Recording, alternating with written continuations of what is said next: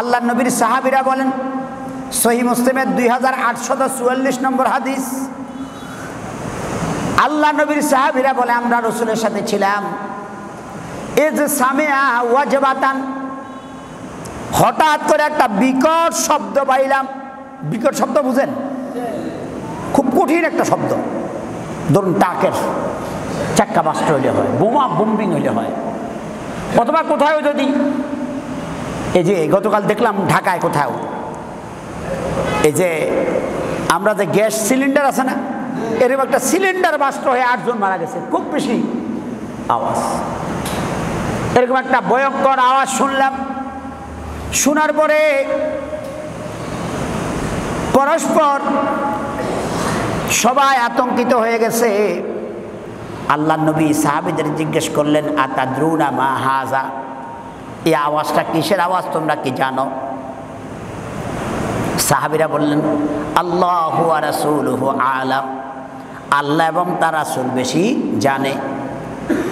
আল্লাহ নবী তখন বললেন, হাযা হাজারুন রুমিয়া বিহি ফিন্নার মুনযু 70 খারিবা,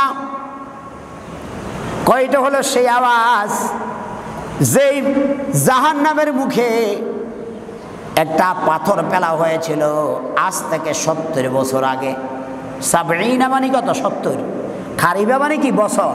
70 বছর আগে জাহান্নামের মুখে একটা পাথর ফেলা হয়েছিল।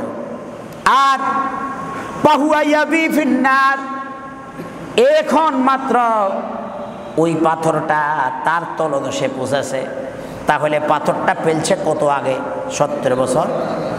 কথা বলেন কোন সময়? 70 বছর আগে পাথরটা ফেলা হয়েছিল।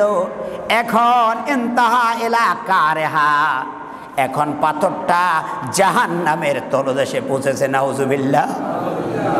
তাহলে বোঝা যায় জাহান্নামের গর্ত বোধহয় 2-1 মাইল হবে। হ্যাঁ, আটলান্টিক মহাসাগর থেকেও বেশি গভীর। আর আরেকটা হাদিস শুনুন, লাওয়ান্না হাজারান মিসলা সাবা খালফাতিন, এটা হলো জামিউল কবিরের হাদিস। জাহান্নামের মুখের মধ্যে যদি 10টা উটকে একসাথ করে, তরুতাজা বয়স্ক 10টা উটকে যদি একসাথ করা হয়, আর এদের সমান বড় একটা পাথর যদি জাহান্নামের মুখে ফেলা হয়, জাহান্নামের মুখে ফেলা হলে এটা তার তলদেশে যেতে আল্লাহর নবী বলেছেন 70,000 বছর লাগবে। নাউজুবিল্লাহ। তাহলে বোঝা গেল জাহান্নামটা কি কত বড়।